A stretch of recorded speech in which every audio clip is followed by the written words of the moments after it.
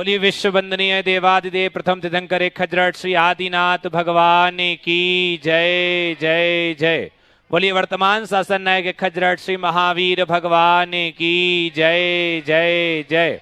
बोलिए परम पूज्य श्रवण संस्कृति को नायक आचार्य भगवंत गुरुवर श्री 108 विद्या सागर जी महामुनिराज की जय जय जय। बोलिए परम पूज्य गुणायतन प्रणेता संघ का समाधान करता भावना युग प्रवर्तक प्रखर वक्ता पूज्य मुनि श्री 108 प्रमाण सागर जी महामुनिराज की जय जय जय। समस्त मुनि संघ की जय जय जय। बंधुओं, जैसा कि आपको विदित है, परम पूज्य मुनि श्री प्रमाण सागर जी महामुनिराज का मंगल विहार निरंतर चल रहा है और कुंडलपुर की ओर बड़े बाबा के इस दरबार की ओर जा रहे हैं पूज्य मुनि श्री।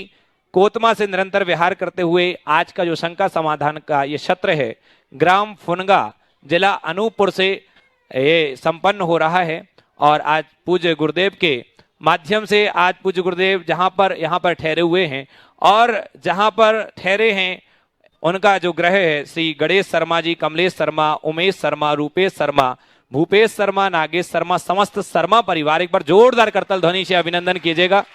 ये ऐसा परिवार है जो सुबह से ही गुरु की भक्ति में लगा है और निरंतर चाह रहा है कि गुरुदेव और कुछ दिन के लिए रुक जाएं। मैं निवेदन करूंगा पूरा शर्मा परिवार एक बार आए पूज्य गुरुवर के चरणों में नमोस्तु नमन निवेद करते हुए मंगल आशीष प्राप्त करें। श्री गणेश शर्मा जी, कमलेश जी, उमेश जी, रूपेश जी, भूपेश जी, नागेश जी और समस्त शर्मा परिवार के जितने भी पारिवारिक जन हैं वो आ जाएं। और हमारी जो कमेटी है वो उनका सम्मान करना चाहती है, गुरु भक्तों की कमेटी। मैं निवेदन करूंगा हमारे समक्ष आज प्रेमचंद जी प्रेमी श्रोमणी संरक्षक गुणायतन वो हैं, वो आएंगे और ऐसे शर्मा परिवार का सम्मान करें।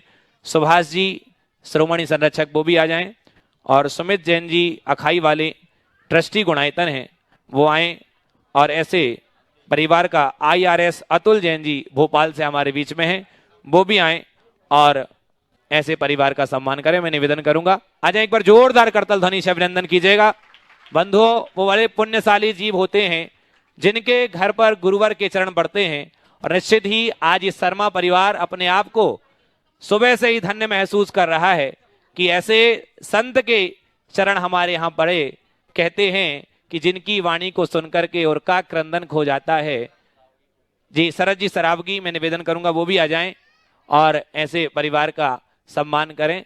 शरद सरावगी जी, जिनकी वाणी को सुनकर के और का क्रंदन खो जाता है, जिनके चरणों की रच पाकर माटी चंदन हो जाता है। और गुरु श्रीमती चंद्र प्रभा जी वो भी आ जाएं।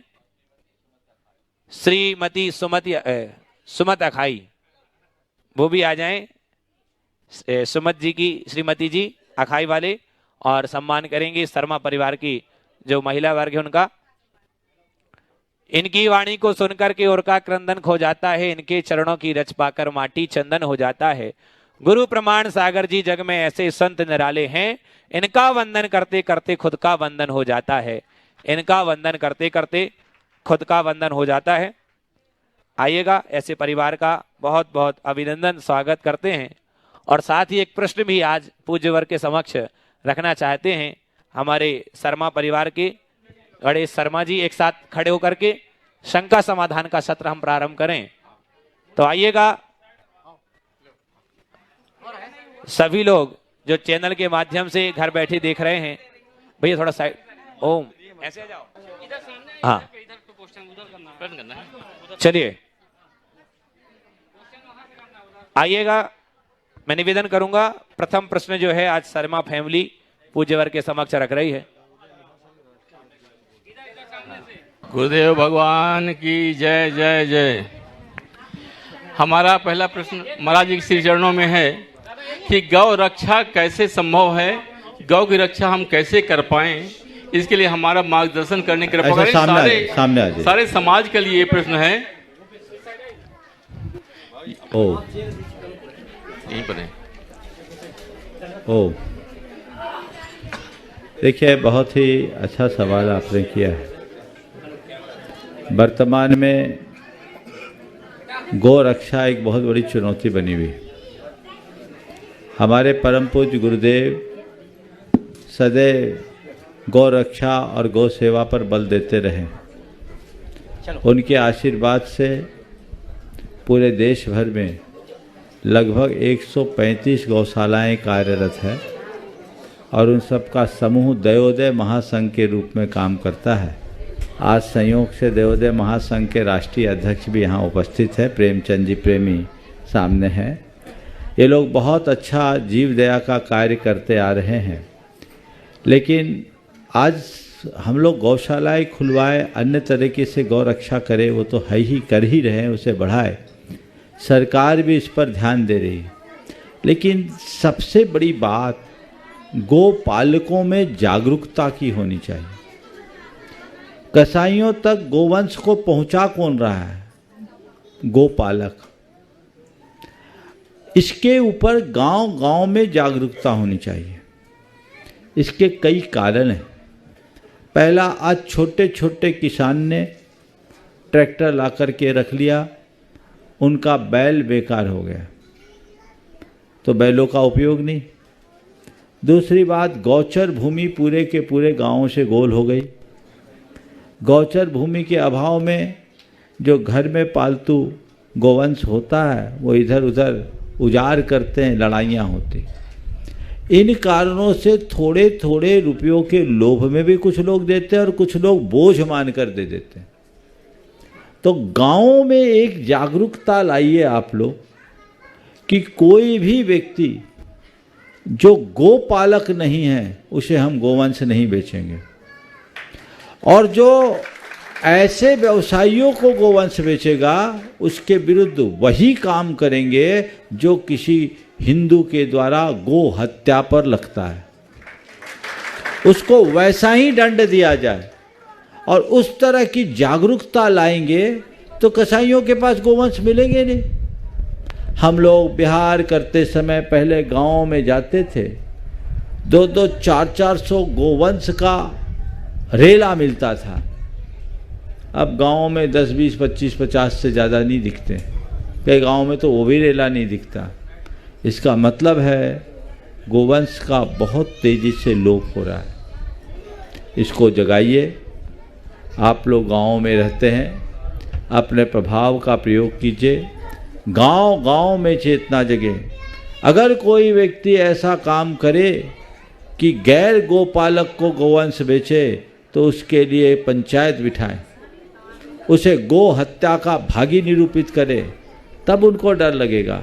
तुम दूध तो दूध लेते हो और उसके बाद गोवंश को ऐसे ही छोड़ देते हो और एक तरफ गोमाता मानते हो, तो मतलब क्या है?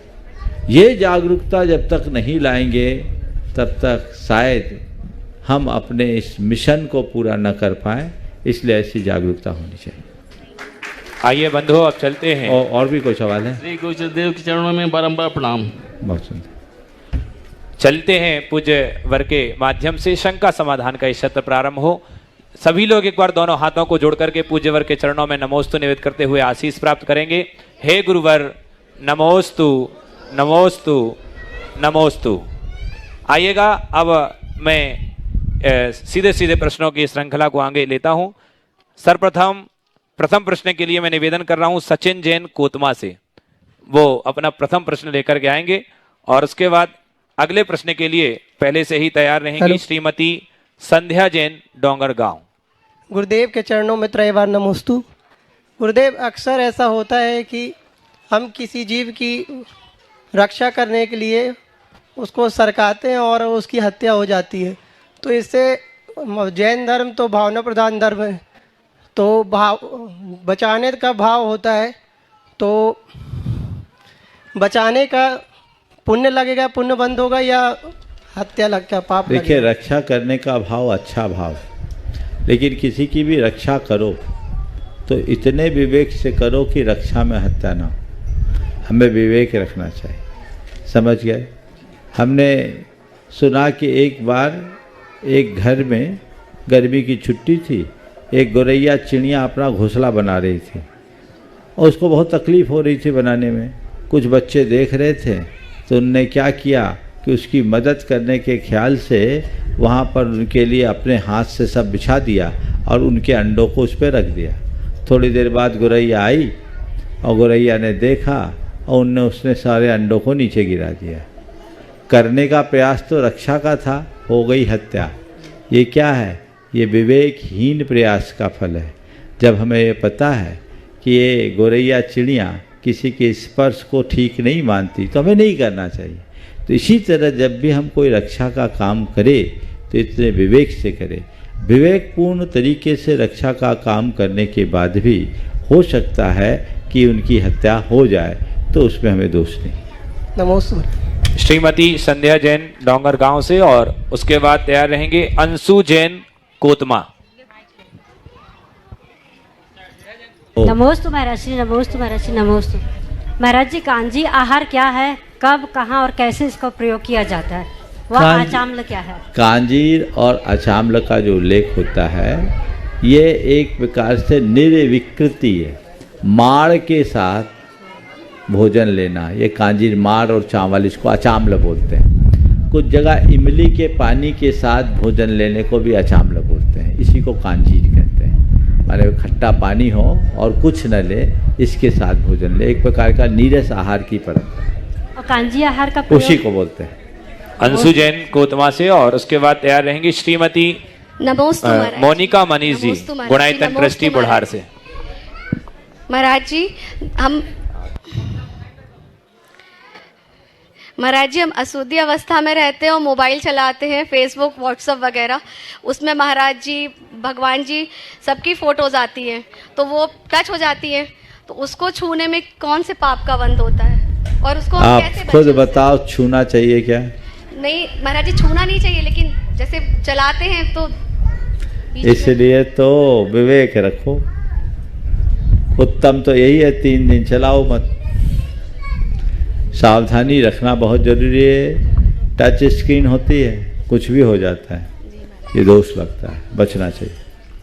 श्री मनीष मोनिका जी, गुणायतन ट्रस्टी बुढ़ार से, और उसके बाद तैयार रहेंगी श्रीमती मोना जैन डोंगर गांव। नमोस्तु नमोस्तु महाराज जी।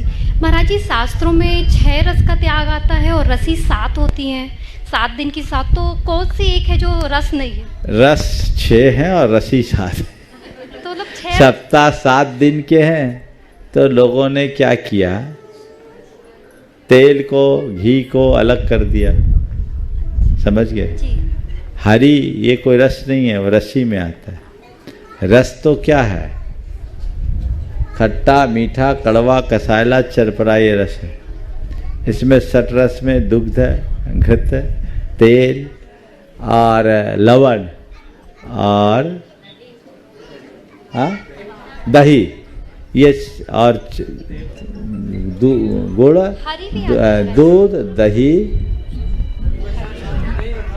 दूध, दही, तेल, घी और मीठा गुड़ और नमक, लवण, ये 6 रस होते हैं, और हरी साथ में जोड़ देते हैं। चलिए, नमोस्तु महाराज जी। आगे। मनीष मोनिका जी, गुणायतन ट्रस्टी हो गया। इसके बाद श्रीमती मोना जैन डोंगर गांव से, और उसके बाद तैयार रहेंगी प्रतिभा स्थली की छात्रा जो है कोतमा से हैं, निष्ठा जैन, आर्ची जैन। तैयार रहें।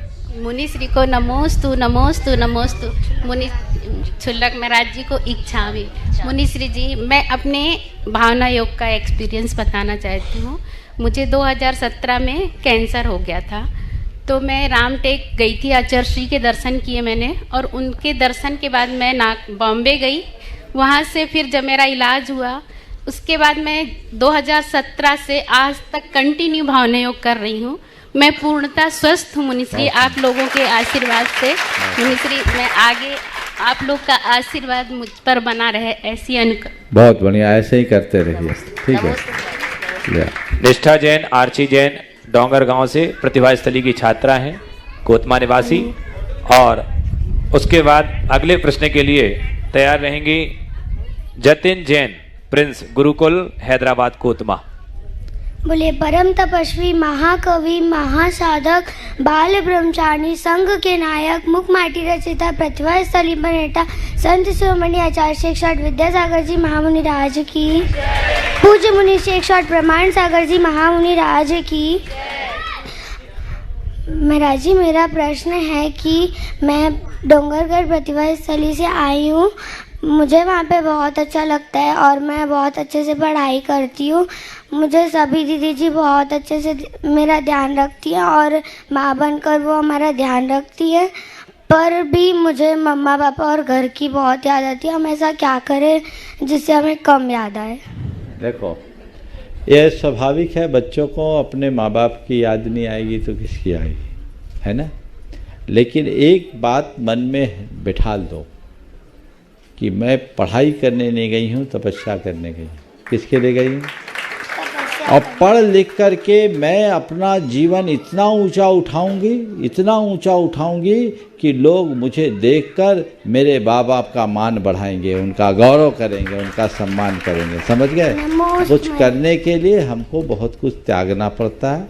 अपनी भावनाओं पर नियंत्रण करोगे तभी आगे बढ़ोगे। नमोस्तु महाराज जी, नमोस्तु।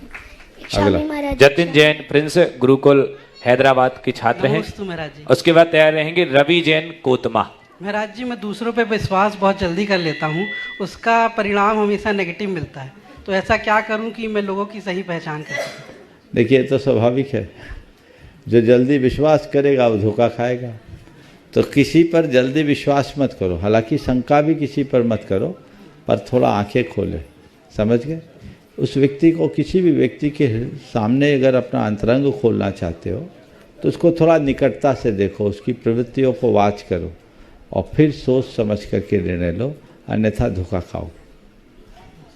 रवि जैन कोतमा से। और उसके बाद तैयार रहेंगी ओमी जैन। महाराज जी, अगर भावपूर्वक तत्वार सूत्र पढ़ने से हमें एक उपवास का फल मिलता है, फिर लोग भूखे पेट उपवास क्यों करते हैं? बाजार में कोई चीज़ जाते हो, खरीदते हो तो स्कीम में कुछ चीज़ें मिलती है। स्कीम में बहुत सारी, एक में एक फ्री भी मिलती है, एक में एक फ्री, दो में एक फ्री। पर स्कीम में कब मिलती है? जब माल खरीदते हो तब, कि सीधे स्कीम में मिल जाए? जब माल खरीदते। तुम जाओ किसी दुकानदार के पास, बोलो हमको तो स्कीम दे दो, बाकी माल से मतलब नहीं, क्या करेगा? धक्का मार के निकालेगा। तो तत्वार सूत्र पढ़ोगे तब एक उपवास का फल मिलेगा, और वो सीधे करोगे तो नहीं मिलेगा। समझ गए? इसलिए उपवास करो, और उपवास के साथ ये चीज़ें साथ साथ करो तो आगे बढ़ सकता है। ये इसके पीछे एक कारण भी मुझे दिखता है। तत्वार सूत्र की महिमा तो है ही, उस महिमा को दर्शाने के लिए ये बात बताई गई कि इससे भी जो लोग उपवास नहीं कर सकते वो तत्वार सूत्र करके अपना कुछ कर्म काट ले, ये बताएगा। ओमी जैन अगले प्रश्न के लिए। और उसके बाद तैयार रहेंगे श्रीमान प्रेमचंद जी प्रेमी, गुणायतन श्रोमणी संरक्षक, दयोदय महासंघ के अध्यक्ष। ओमी कौन है? ओमी नहीं है। चले। और इसके बाद अलग। हाँ, इसके बाद तैयार रहेंगी संध्या जैन, जनता परिवार। गुरुदेव के चरणों में दयोदय महासंघ से राकेश जी, अभिषेक जी सतना और पूरे दयोदय महासंघ परिवार का बारंबार नमोस्तु। गुरुदेव, अभी 6 मार्च को भोपाल में दयोदय महासंघ को उसके गौ सेवा के लिए मुख्यमंत्री जी ने कार्यशाला रखी थी। उसमें हम लोगों को सबको बुलाया था, लगभग 75 गौशालाओं वालों को मध्य प्रदेश से बुलाया गया था, जिसमें मुख्य विषय, और तो विषय थे लेकिन मुख्य विषय ये था कि वित्तीय प्रवाह और गौशालाओं का स्वावलंबन। तो जिसमें मुख्यमंत्री जी ने बहुत सक्रियता दिखाते हुए 20 रुपये जो हम लोगों को प्रति पशु प्रतिदिन मिलता था वो डबल राशि कर दी। उसके लिए आशीर्वाद चाहते हैं, सरकार को भी आशीर्वाद दें और दयोदय महासंघ को भी आशीर्वाद चाहते हैं। और दयोदय महासंघ ने भी संकल्प लिया है गुरुदेव के 20 जिलों की सारी गौशालाएं मनरेगा की, लगभग जो 150 गौशालाएं हैं उनका संचालन हम लोग लेने वाले हैं। सरकार से बात चल रही है। बहुत सुंदर। देखिए, दयोदय महासंघ बड़ा प्रशंसनीय कार्य कर रहा है और इसे राज्य और देश की सरकार भी अच्छे से मान रही है। गुरुदेव का बड़ा प्यारा विषय रहा है गौशाला, और अब हम लोगों की जिम्मेदारी है कि दयोदय महासंघ जिस भाव से गुरुदेव ने स्थापित कराया था उसे हम और विस्तारित करें और पूरे देश में उसकी छाया हो। ऐसा प्रयास हो कि एक भी गोवंश संरक्षण के अभाव में मारा न जाए। इसी के ऊपर गुरुदेव बात चल रही है। बहुत सुंदर, ये बहुत अच्छी बात है और सरकार से अगर ऐसा कोई सहयोग मिलता है तो अपने लिए इससे अच्छी बात कोई नहीं है। आपने बहुत ही प्रशंसनीय बात कही है। आज मध्य प्रदेश सरकार ने, यदि जो ऐसे भी देश में सरकारें बहुत अच्छा काम कर रही है, उसमें मध्य प्रदेश सरकार बड़ी अग्रणी भूमिका निभाई है, जिसने गोवंश की सुरक्षा के लिए पहले से 20 रुपया प्रतिदिन देते थे, अब उसको उनने बढ़ा करके जो 40 रुपया प्रतिदिन का कार्य किया है, ये बहुत ही उत्तम काम किया है। और इसके लिए पूरे प्रदेश के लोगों को मैं कहूँगा, जो गौभक्त अपने आप को मानते हैं, अहिंसा प्रेमी मानते हैं, वे कम से कम सरकार के इस कृत्य की सराहना करते हुए उन्हें एक धन्यवाद दें और कहे कि आपने जो काम किया है बहुत उत्तम किया है, हम इसकी भूरी भूरी प्रशंसा करते हैं। ये मध्य प्रदेश सरकार की संवेदनशीलता का द्योतक है। ऐसे भी सरकार के जो मुखिया हैं डॉक्टर मोहन यादव जी तो यादव हैं, तो यदुवंश का तो पहचान ही है कि वो गोवंश को सुरक्षित करे। बहुत बहुत अच्छा कार्य किया, इसके लिए मेरा उनको बहुत बहुत आशीर्वाद, और गुरुदेव का भी ऊपर से उनको आशीर्वाद मिलेगा। कल शायद वो गुरुदेव के चरणों में अपनी प्रणति अर्पित करने के लिए गए और उनकी समाधि पर अपनी वंदना करके आए। जरूर उनका आशीर्वाद उनको मिलेगा और वो और ताकतवर बन करके उभरेंगे। इस तरह के उपक्रम को हमें बढ़ाना चाहिए। मध्य प्रदेश को एक ऐसे राज्य के रूप में स्थापित करने का प्रयास हो जहाँ एक भी गोवंश कसाईयों के हाथ ना जा सके, ऐसा प्रयास करें। बहुत बहुत आशीर्वाद। नमस्ते। साध्या जैन, जनता परिवार कोतमा से। सुभाष जी को पहले ले लो, बैठ जाओ। हाँ, इससे मैं निवेदन करूंगा सेठ सुभाष जैन जी श्रोमणी संरक्षक गुणायतन से अपनी श्रीमती जी के साथ चंद्र प्रभा जी साथ में रहेंगी, और उसके बाद साध्या जैन कोतमा। गुरु जी नमोस्तु नमोस्तु नमोस्तु। हे गुरु, धर्म से एकमात्र उपाय है कि हम सुखी जीवन जी सकते हैं, फिर भी हम दुखी होते रहते हैं। हम भ्रमित कहाँ से होते हैं गुरु जी? मेरी समझ में यह नहीं आता कि मैं कितना धर्म करूं और सुखी रहूं। बात बिल्कुल यथार्थ है कि धर्म से व्यक्ति का जीवन सुखी हो सकता है, बल्कि इसे संशोधित करके मैं कहूँ केवल धर्म से ही जीवन सुखी होता है, पर लोग इसे अंदर से स्वीकार नहीं कर पाते। कदाचित मान भी ले तो केवल धर्म के नाम पर ऊपरी क्रियाओं को ही अपना धर्म मान लेते हैं। जब तक मनुष्य अज्ञानता के आवरण में ढका रहेगा तब तक वो सत्य मार्ग का अनुयायी नहीं बन सकता। धर्म के मर्म को जानकर यदि हम धर्म को ठीक रीति से आत्मसात करेंगे तभी हमारा पथ प्रशस्त होगा और तभी हम अपने जीवन को आगे बढ़ा पाएंगे। नमोस्तु। साध्या जैन, जनता परिवार कोतमा से। और कौन? और उसके बाद रहेंगे सुमित जैन अखाई। विजय मामा। हाँ, विजय जी मामा। चलो, उनका भी प्रश्न था। इसके बाद गुरुदेव के चरणों में कोटि सा नमोस्तु। गुरुदेव, कोयल अपनी भाषा बोलती है इसलिए स्वतंत्र रहती है, वहीं दूसरी ओर तोता दूसरे की भाषा बोलता है इसलिए वह कैद रहता है, परतंत्र होता है। तो शंका यह है गुरुदेव कि अपनी भाषा और पराई भाषा क्या होती है? बहुत अच्छा वाक्य है। कोयल अपनी भाषा बोलती है इसलिए स्वतंत्र रहती है, और तोता दूसरों की भाषा बोलता है इसलिए परतंत्र होता है। जिनका भी ये दृष्टिकोण है अपनी जगह बहुत अच्छा है, लेकिन इसे मैं थोड़ा उलट करके देखता हूँ। कोयल में माधुर्य है लेकिन उसके साथ कालापन है, इसलिए माधुर्य होने के बाद भी लोग कोयल से उतना लगाव नहीं रखते। लेकिन तोता अनुकरण प्रेमी है इसलिए, और उसमें सौंदर्य भी है इसलिए लोग तोते से प्यार करते हैं, शायद इसीलिए उसे पिंजड़े में पाल कर रखते हैं। एक दृष्टि ये भी हो सकती। तोता पराई भाषा बोलता है एक बात, पर तोता सबका अनुकरण करता है ये दूसरी बात है। हम उसके इस गुण को देखें तो हम उस गुण को देखकर अगर चलेंगे तो हमारा जीवन अच्छा होगा। हालांकि ये बात बिल्कुल सही है, अपनी भाषा में बोलना और पराई भाषा में बोलना मनुष्य को स्वतंत्र और परतंत्र कर सकता है। अपनी भाषा में बोलने का तात्पर्य केवल ये है कि व्यक्ति अपनी मर्यादाओं को जाने और अपने स्वभाव के अनुरूप जिए। और जो व्यक्ति अपने स्वभाव से विमुख होता है, मर्यादाओं का उल्लंघन करता है, उसे घोर विपत्तियों का सामना करना। साध्या जैन अपना प्रश्न रखेंगी जनता परिवार कोतमा से, और उसके बाद तैयार रहेंगे सुमित जैन अखाई वाले गुणायतन ट्रस्टी। महाराज जी, मेरा यह प्रश्न है, जब हम मंदिर जाते हैं तब आते तो चंदन क्यों लगाते हैं? माथे में चंदन क्यों लगाते हैं? माथे में चंदन दो कारणों से लगाया जाता है। चंदन लगाने से ये हमारा ये आज्ञा चक्र है वो ठीक होता है, इससे मन शांत होता है। चंदन लगाने से हमारी धार्मिकता की पहचान होती है, समझ गए? और हमारे भगवान के शरीर से चंदन की सुगंध होती थी, तो ये समझो कि हम भगवान की रज अपने माथे में लगा रहे, इसलिए माथे पर चंदन लगा। हाँ, सुमित जैन जी अखाई वाले, और उसके बाद तैयार रहेंगे मोना जैन डोंगड़ गांव से, जो सारमती हो गया। नमोस्तु। गुरु जी, घर में पवेलियन कुत्ता पालने से कितना पुण्य मिलता है जैनियों को, इसकी शंका समाधान चाहिए। देखो, अनेक बार इस विषय पर मैंने अपनी बात कही। कुत्ता बिल्ली जैसे क्रूर प्राणी पालने के योग्य है ही नहीं।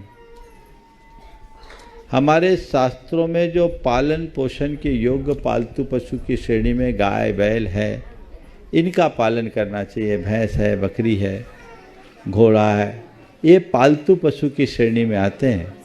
क्रूर प्राणियों को पालने का शास्त्रों में स्पष्ट निषेध है, और जैन शास्त्रों के अनुसार तो जो क्रूर प्राणियों को पालता है उसे नरकायु का बंध होता है, यानी ये दुर्गति का कारण है।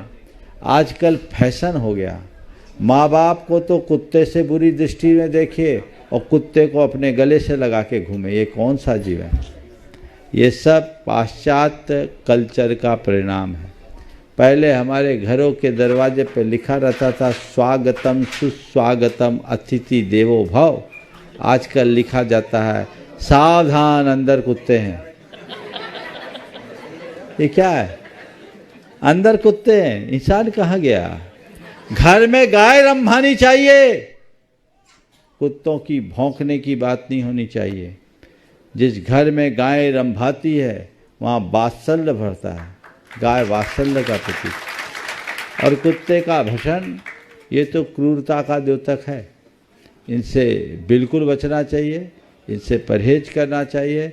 हम लोगों को तो मालूम पड़ जाए कि इनके घर में कुत्ता पला है तो आहार भी नहीं देते। जिस घर में कुत्ता पलता है और जिनने कुत्ते पाल लिए वे चौके मत लगाना, समझ गए?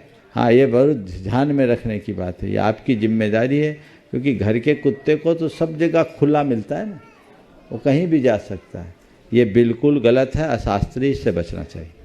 गुरु जी के चरणों में कोटि सा नमन। गुरु जी, पुद्गल का स्वभाव है मूर्तिक, और उपचार से उसे अमूर्तिक क्यों कहा, और ये उपचार क्या चीज़ है?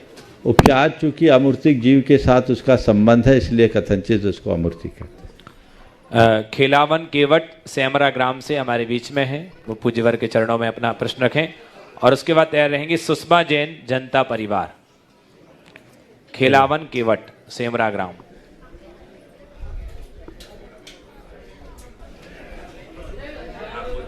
मैं गुरुवर के चरणों में प्रणाम करता हूँ। मैं आज से पहले बहुत से पाप किए थे जीवन में अपने, फिर जैनों के साथ जुड़ के श्री गुरु जी आचार्य विद्यासागर जी महाराज के दर्शन करते हुए मैंने अपने जीवन में बदलाव लाया। मैंने पाप करना छोड़ दिया। कई सारे, मैं केवट समाज से था, इसलिए गुरु जी मैं मछली मारना या तो जीव हत्या करना मेरा काम था पहले। अब ये सारे काम मैंने बंद कर दिए हैं, ताकि गुरु जी से आशीर्वाद भी लेना चाहता था। इसके लिए कई बार गया तो डर था मुझे कि मैं दूसरी जाति के होने के कारण मुझे उनका आशीर्वाद प्राप्त नहीं होगा। फिर मुझे कुछ दिन बाद निर्भेक सागर जी और सीता सागर जी मिले।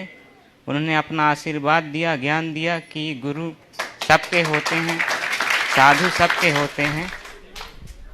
तब से उन्होंने अपने सेवा में रख लिया। मुझे 4-5 दिन तक उनके साथ में रहा, उनके हाथ पांव दबाता रहा। उनके साथ आशीर्वाद स्वरूप मुझे बुक भी मिला था, उनका पुस्तक, और पेन दिए थे गुरुजी ने। और अभी एक जो आप वो पिच्छी रखते हैं उसका एक टुकड़ा भी मिला था, गुरुजी ने आशीर्वाद स्वरूप दिया था। मैं सभी गुरुजी को प्रणाम करता हूँ और अपने सभी पापों के लिए क्षमा चाहता हूँ गुरुजी। बहुत सुंदर। देखो, जब जागो तभी सवेरा। बहुत अच्छी बात है, तुम्हारा शुभोदय जगा, तुम्हारा हृदय परिवर्तन आया। अब मुड़ के मत देखना, समझ गए? जो रास्ता पकड़ लिया उसी रास्ते पे चलना। और गुरुओं की कृपा तो जो भक्त लोग होते हैं, भले पास आए या ना आए, अपने आप बरस जाती है। समझ गए? आशीर्वाद। चलो।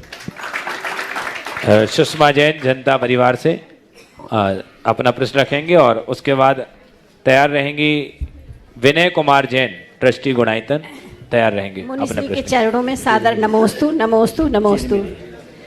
ये हाइकू है आचार्य श्री का। ना मत कहो, हाँ की कुबत देखो। ना कहने से काम बिगड़ जाता है और हाँ कहने से बनता नहीं है, लेकिन अगर हम नहीं कर पाते हैं तो और बिगड़ जाता है। इसे कृपया आप मार्गदर्शित करें। ना मत कहो, हाँ की कुबत देखो। तीसरा, दंग रह जाओ। गुरुदेव ने बिगड़ रहा है, दंग रहोगे, दंग रहोगे। ना मत कहो, हाँ की कुबत देखो, दंग रहोगे। अर्थात गुरुदेव का इसमें जो दृष्टिकोण है वो ये है, नकारात्मकता से बढ़ो और बचो और सकारात्मकता को अपनाओ। मुझसे नहीं होगा और मुझे करना है, दोनों में अंतर है ना। जो कहेगा कि मुझसे नहीं होगा वो कुछ नहीं कर पाएगा, नकारात्मक सोच वाला। और सोच को सकारात्मक बनाने वाला ऊंचाई छूता है। हाँ की कुबत का मतलब है पॉजिटिविटी की सामर्थ्य देखो। हाँ कहने का तात्पर्य गुरुदेव का ये नहीं कि केवल हाँ में हाँ मिलाओ। हाँ में हाँ मिलाने वाला तो विफल हो सकता है, लेकिन सोच को सकारात्मक बनाकर चलने वाला व्यक्ति जीवन में सदैव सफल है। अच्छा, ये वाक्य है गुरुदेव ने बहुत सुंदर। नमोस्तु गुरु। विनय कुमार जी, ट्रस्टी गुणायतन उधर और चिरमिरी से हैं। उसके बाद तैयार रहेंगे गणेश शर्मा जी, जो जिला जेलर हैं और चित्रकूट निवासी हैं। आज पूज्यवर के चरणों में आशीष प्राप्त करने आए। गणेश शर्मा जी, अपना नमोस्तु महाराज जी। आत्मा रहती शरीर में है, लेकिन कहाँ तक जा सकती है? और हाथी के दांत दिखाने के और खाने के और होते हैं, उसका थोड़ा सारांश बताएं। दोनों सवाल अलग अलग है। आत्मा शरीर में रहती है, शरीर के भीतर ही रहती है। मृत्यु के बाद जहाँ जन्म लेना वहाँ जा सकते हैं, लेकिन कभी कभी हम लोग आपे से बाहर होते हैं। गुस्सा तेज आ जाए तो आत्मा अपने शरीर से तिगुने प्रमाण फैल सकता है। कोई वेदना अगर तीव्र हो जाए तो छटपटाहट में हमारा शरीर तिगुना प्रमाण फैलता है।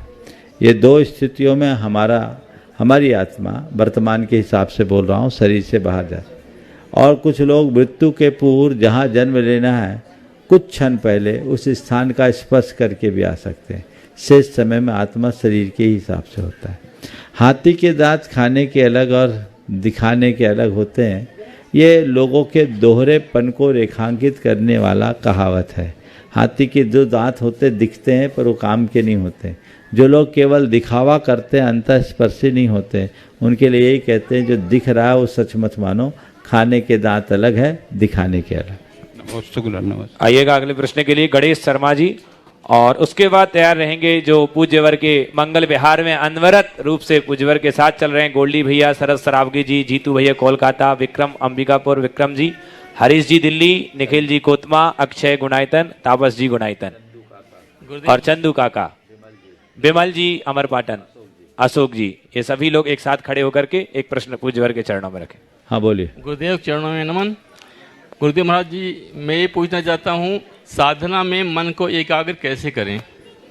देखिए, मन को एकाग्र करने के लिए अभ्यास की जरूरत है।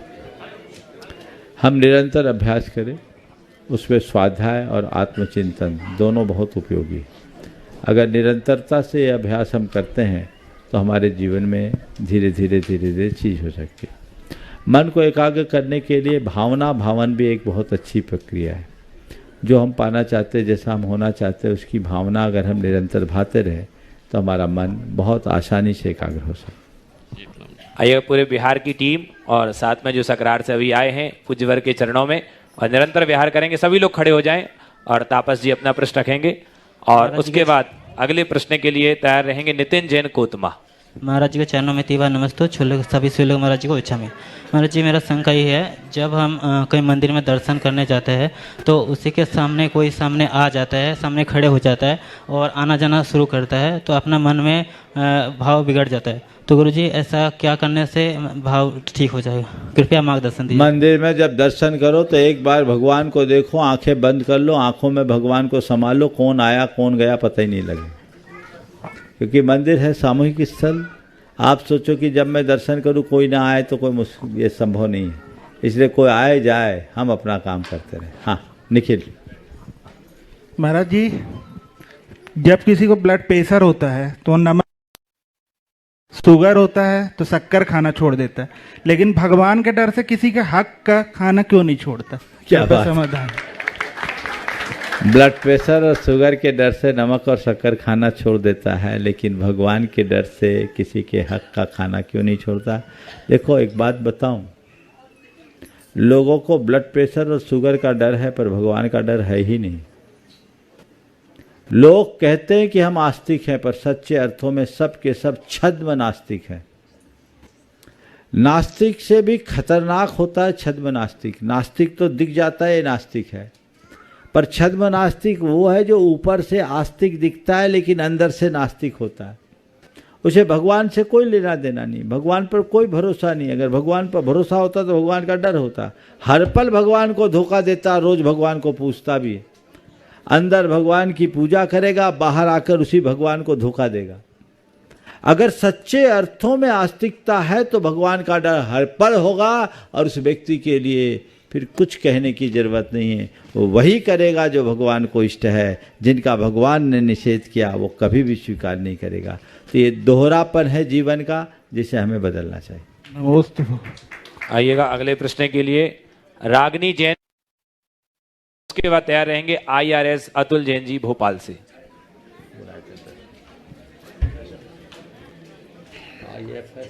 नमोस्तु महाराज जी। बोलो।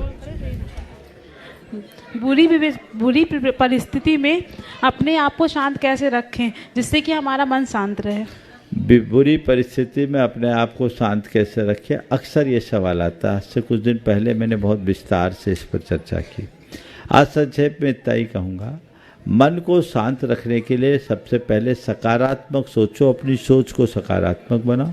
दूसरी बात, मन में धैर्य रखो, ये सोचो कि आज स्थिति बुरी है कल अच्छी होगी। तीसरी बात, आशावादी बनो। और चौथी बात, आत्मविश्वास से लबरेज रहो, चीज़ें बदल जाए।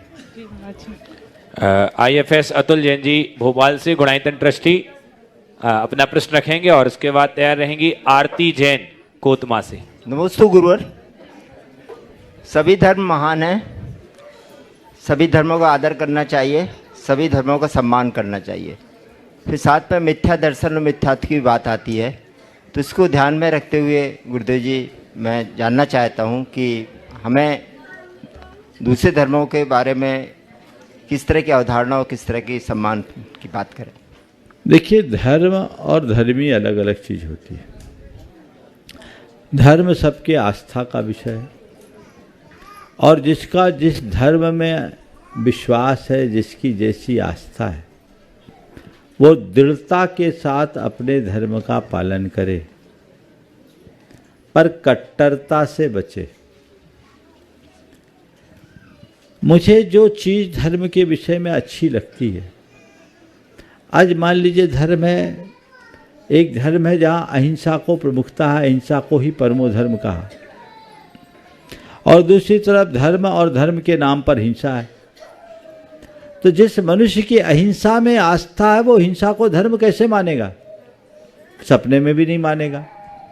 और यदि आपके कथनानुसार ये कह दिया जाए सब धर्मों में आदर रखो तो तुम अहिंसा को भी धर्म मानो, हिंसा को भी धर्म मान लो, ऐसा होगा क्या? रात और दिन दोनों एक कैसे होंगे? तो मैंने जो धर्म के स्वरूप को समझा है मेरी व्यक्तिगत चॉइस है, वो मेरी अपनी आस्था का विषय है। मैं उस आस्था के अनुरूप जीऊं, ये मेरी दृढ़ता है और ये मेरी स्वतंत्रता भी है। लेकिन यही चीज कट्टरता में बदल जाए तो कटुता फैलती है। कट्टरता नहीं होनी चाहिए, कुशलता होनी चाहिए। कट्टरता और कुशलता में क्या अंतर है? अपने धर्म का दृढ़ता पूर्वक पालन करते हुए दूसरों का अनादर न करना कुशलता है, और अपने धर्म को श्रेष्ठ निरूपित करते हुए दूसरों को तुच्छ साबित करना कट्टरता है। ठीक है, उसका अपना विश्वास है, मेरा अपना विश्वास है, मैं अपने विश्वास की तरह जीता हूं और उस पर जीने का मुझे पूर्ण अधिकार है। हमारा संविधान भी हमें स्वतंत्रता देता है। लेकिन मैं अपना धर्म दूसरों पर थोपूं, ये अच्छी बात नहीं है। इसलिए एक वाक्य में कहूँगा, धर्म में हमें दृढ़ता रखनी है, कट्टरता नहीं। आरती जैन कोतमा से, और उसके बाद तैयार रहेंगे प्रिया जैन अंबिकापुर अपना प्रश्न लेकर। मुनिवर के चरणों में बारंबार नमोस्तु। मुनिवर, भावना योग का आइडिया आपके मन में कैसे आया, कब आया और इसकी शुरुआत कैसे हुई? देखो, भावना योग ऐसे तो बहुत सालों से मेरे मानस में घूम रहा था। बीच के दिनों में बहुत सारी पुस्तकें लोगों ने दी जो अंग्रेजी में थी, मैंने वो पढ़ा। हमारी समाज की नई पीढ़ी के लोगों का बड़ा उसमें रुझान हुआ। मैंने जब उन पुस्तकों को पढ़ा तो लगा कि ये तो सब हमारी चीज़ है। हम लोग ध्यान साधना का अभ्यास करते हैं, तो मेरे मन में बहुत सालों से एक मंथन चल रहा था कि कोई एक ऐसी बात, ऐसी एक पद्धति लोगों के बीच प्रस्तुत होनी चाहिए जिससे हमारी पीढ़ी इसका लाभ ले और पश्चिम की तरफ भागने से बचे। इसी क्रम में 10 लक्षण में शिविर लगते। 2018 में रतलाम में शिविर था। इससे पूर्व शिविरों में मैं ध्यान कराया करता था सुबह से। मन में आया इस बार के शिविर में ध्यान कराने की जगह भावना योग करूं, और 10 दिन तक लगातार लोगों ने ये भावना योग किया और इसकी एक प्रकार से औपचारिक शुरुआत रतलाम से 2018 से हुई। तब से निरंतर चल रहा है और लोग लाभ ले रहे हैं और लोगों को बहुत अच्छा लग रहा है। बड़ा सफल प्रयोग है। मुनिवर, मुझे अस्थमा है और मैं रोज भावना योग करती हूँ, बहुत आराम है। आराम है ना? हाँ, बहुत बढ़िया। प्रिया जैन रायपुर अंबिकापुर से, और उसके बाद तैयार रहेंगे डॉक्टर सुधीर जैन। महाराज जी के चरणों में मेरा बारंबार नमोस्तु। महाराज जी, मेरा एक प्रश्न माँ के ऊपर से है। एक माँ हमेशा अपने बच्चों का भला चाहती है, लेकिन जब बच्चे कुछ गलतियाँ करते हैं तो वो माँ उन्हें सत्मार्ग या सही रास्ते पर लाने के लिए उन्हें डांटती है या कभी कभी हाथ भी उठा देती है, लेकिन उस माँ के मन में कोई गलत भाव नहीं रहते अपने बच्चे के लिए। तो क्या उस माँ को कुछ पाप का बंध होता है? देखो, माँ बच्चे को न डांटे तो बच्चे रास्ते पर ना आए, लेकिन डांटने की भी एक सीमा होनी चाहिए। हालांकि अब पाप पुण्य को तो मैं एक तरफ रखता हूँ थोड़ी देर के लिए। बच्चों पर हमारा प्रभाव पड़े, इसके लिए माँ और पिता, खासकर माँ को ज़्यादा ये चाहिए कि बच्चों को डांट डपट मार पीट करने की अपेक्षा आंखों का लिहाज सिखाए, तब बच्चे कद्र करेंगे। और डांटना भी है तो 10 गलती में एक बार डांटो। हाँ जी, वही करते हैं। एक गलती में 10 बार डांटने की आदत से बचो। अब क्या होता है वो तो आप ही लोग जानते हैं। एक गलती में 10 बार डांटोगे तो बच्चों के मन में आएगा मम्मी तो बोलते ही रहती है, फिर आपकी वैल्यू खत्म। पर 10 गलती में एक बार बोलोगे तो माँ ने मुझसे कहा है तो ये बात ठीक नहीं है, मुझे नहीं करना। और कई बार अगर आपने बच्चों को ठीक तरीके से संरक्षण दिया है, पाला पोसा है, तो डांट की ज़रूरत भी नहीं पड़ सकती। एक बच्चे का रिजल्ट आया, देखिए पेरेंटिंग क्या होती है। रिजल्ट आया, उसका 4 विषयों में डिस्टिंक्शन आया। मैथमेटिक्स और इंग्लिश में थोड़े मार्क्स कम आए। बेटे ने रिजल्ट लाके दिखाया, माँ ने रिजल्ट लिया, जिन विषयों में डिस्टिंक्शन था उनके आगे माँ ने रिमार्क लिखा, वेरी गुड। और गणित और अंग्रेजी में कम मार्क्स आए थे, उसमें कुछ नहीं लिखा। उसकी सहेली पास में बैठी थी, उसने कहा बच्चे ने जिनमें कम मार्क्स लाए, आपको उसके बारे में बच्चे को बोलना चाहिए कि बेटा इस पर ध्यान दो, ये तुम्हारा वीक है। बोले नहीं, मुझे अब बोलने की ज़रूरत नहीं, मेरा बेटा समझदार है। वो समझ गया कि मम्मी ने इसमें कोई रिमार्क नहीं लगाया है, इसका मतलब मुझे इस पर विशेष फोकस करना है। वो करेगा, और उसने किया, और अगले साल उसका रिजल्ट और अच्छा हुआ। तो कहने का तरीका भी है, बहुत है, समझदारी और संवेदनशीलता के साथ बच्चों को ट्रीट करना चाहिए। अगर उस तरीके से करेंगे तो बहुत अच्छा होगा। और मारपीट बहुत अच्छी बात आज के युग में नहीं मानी जाती। नहीं तो एक ज़माना था जब बच्चों के ऊपर मुगरी भी उठाई जाती थी, जलती हुई लकड़ी भी दिखाई जाती थी। अब तो लकड़ी ही नहीं बची। वो समय बदला है ना। हालांकि हम लोग हैं कुट पिट के मजबूत हुए हैं, लेकिन आज के बच्चे अलग हो गए हैं। पहले अनेक संतान होते थे, उनको उसी तरह से लाड भी मिलता था, डांट भी मिलती थी, लेकिन मार पीट को मैं अच्छी बात नहीं मानता। अगले प्रश्न के लिए डॉक्टर सुधीर जी, और उसके बाद तैयार रहेंगी रितु जैन कोतमा। महाराज जी के चरणों में मेरा और चौधरी परिवार की ओर से त्रिवार नमोस्तु। महाराज जी, भक्तांबर के 17वें काव्य ने मेरी जीवन धारा बदल दी, पर मेरा प्रश्न 36वें काव्य से है। उन्निंद्र हेम नव पंकज कुंज कांति, परियुल्लसन नख मयूख शिखाभिरामो।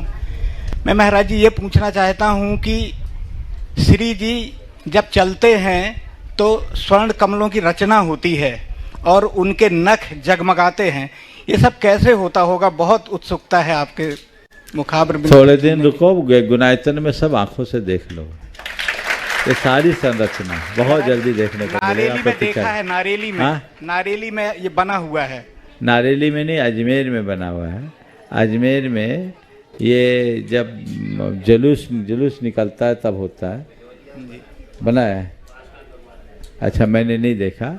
अजमेर में है, जब भगवान की शोभा यात्रा होती है तो 225 कमलों की पंक्ति रखती है, लेकिन गुनायतन में आप टेक्नोलॉजी के माध्यम से इसे जीवंत रूप में देखोगे। रितु जैन अगले प्रश्न के लिए तैयार रहें, और उसके बाद तैयार रहेंगे सुमत जैन अशोक नगर। हो गए। हाँ महाराज जी नमोस्तु। महाराज जी, हम लोग दूसरों के चौके में आहार देने जाते हैं तो वहीं की सामग्री उपयोग करते हैं, तो उससे क्या आहार दान का पुण्य लगता है कि नहीं? और जो सामग्री ले जाते हैं वो लोग नहीं लेते हैं तो उसको वापस लाते हैं। देखिए, दूसरों के चौके में घुसपैठ नहीं करना चाहिए, अनुमति लेके जाना चाहिए। जी, अनुमति से। अगर उसकी अनुमति है और आप गए हैं, औकत कारित अनुमोदन बराबर है। हमें चलो भाई, हमने देने का भाव दिया, जो दे रहा उसकी हम अनुमोदना कर रहे हैं जी, और आप उस अनुमोदन से भी उतना ही पुण्य प्राप्त कर सकते हैं जी। ऐसा अपना देने का भाव रखना अच्छा है, लेकिन सभी अपना देने के भाव रखेंगे तो साधु आहार ही नहीं ले पाएगा, बीच में अंतर आया जाए। वो उसकी इच्छा पर है, वो अपनी सामग्री का उपयोग कर रहा है। अब सब लोग सामग्री देते रहेंगे तो अपनी कब लगाएगा? उसको भी तो अपना देखना है। हाँ, थोड़ा बहुत सामने वाले की भावनाओं का आदर करते हुए कुछ लिया जा सकता है जी। नमस्ते महाराज जी। आइए अगले प्रश्न के लिए विपिन जैन कोतमा। विपिन जैन कोतमा अगले प्रश्न के लिए तैयार रहें। हाँ नहीं है विपिन, अगला नाम बोलो। अगले प्रश्न के लिए श्रीमान शौर्या जैन, जनता परिवार कोतमा से हैं। जनता परिवार लॉटरी है आज, जनता परिवार। अगला नाम बोलो, निकालो। और इसके बाद तैयार रहेंगे नमोस्तु प्रमोद जैन, जैत हरी। प्रमोद जैन। नमोस्तु महाराज जी, नमोस्तु महाराज जी। महाराज जी मेरा प्रश्न है, हम विद्यार्थियों को अपनी बुद्धि बढ़ाने के फिर लिए से बोलो। महाराज जी मेरा प्रश्न है, हम विद्यार्थियों को अपनी बुद्धि बढ़ाने के लिए क्या करना चाहिए? बहुत अच्छा सवाल है। विद्यार्थियों को अपनी बुद्धि बढ़ाने के लिए सबसे पहले तो डिस्ट्रैक्शन से बचना चाहिए। दूसरी बात, ओंकार का नाद करना चाहिए, समझ गए? और थोड़ा ओम ह्रीम नमो वज्रायनम की जाप करनी चाहिए, इससे बुद्धि प्रखर होगी। आगे विपिन जैन हो गया ना? आगे हाँ, अगला सम्यक जैन, शुद्ध जैनम परिवार। शुद्ध जैनम, शुद्ध जैनम परिवार। चलो बोलो। परम पूज्य श्री 108 श्री प्रमाण सागर जी महाराज जी के चरणों में समस्त जैतहरी जैन समाज की तरफ से त्रैबार नमस्तु नमस्तु नमस्तु। छोलक जी के चरणों में इच्छामी इच्छामी इच्छामी। ओम। हे गुरुदेव, मेरे दिमाग में एक प्रश्न बारंबार उठता है कि जो विदेश क्षेत्र में हम लोग पूजन में पढ़ते हैं कि ये 20 तीर्थंकर भगवान श्रीमंदर आदि जो विद्वान है, क्या वो हमेशा विद्वान रहेंगे या कि उनकी आयु पूरी होके वो सिद्ध अवस्था को प्राप्त होंगे और उनकी जगह? देखिए 20 तीर्थंकर विद्यमान होंगे, लेकिन वे विद्यमान नहीं होंगे। सीट खाली होगी, दूसरे आएंगे।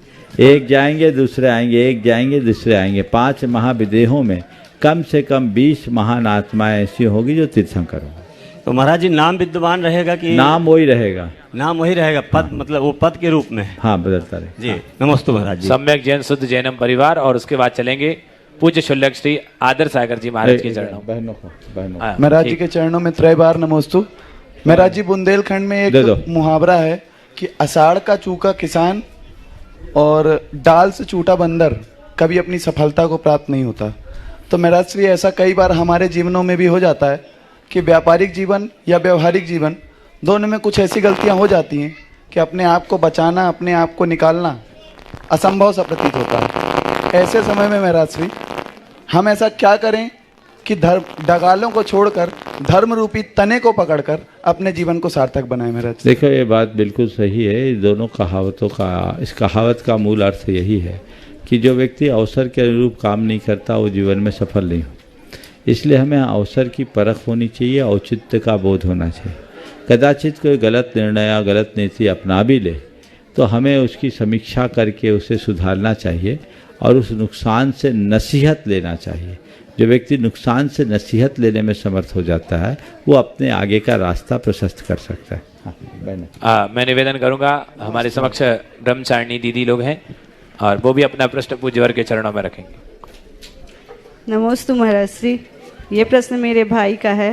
वो पूछना चाहता है कि हमारे भगवान वीतरागी हैं, राग द्वेष से मुक्त होते हैं, लेकिन मनुष्य जो संसारिक रहता है, राग द्वेष में लिप्त रहता है, तो क्या भगवान हमारे वीतरागियों की ही पूरी इच्छा करते हैं कि रागियों की भी जो इच्छाएं होती हैं उनको भी पूरी? भगवान ना वीतरागी की इच्छा पूरी करते हैं ना रागी की पूरी करते हैं। भगवान इच्छा पूरी नहीं करते, पर भगवान की शरण में आने वालों की इच्छाएं समाप्त हो जाती और हमारी इच्छा खत्म हो जाए, हम इच्छा से अनिच्छा की ओर मुड़ जाएं, यही हमारे जीवन की सबसे बड़ी उपलब्धि है और यही हमारी साधना है, यही हमारा लक्ष्य है। उसकी तरफ हमारी दृष्टि होनी चाहिए। ऐसा दृष्टिकोण अपना करके चलेंगे तो जीवन सफल होगा। समय हो गया।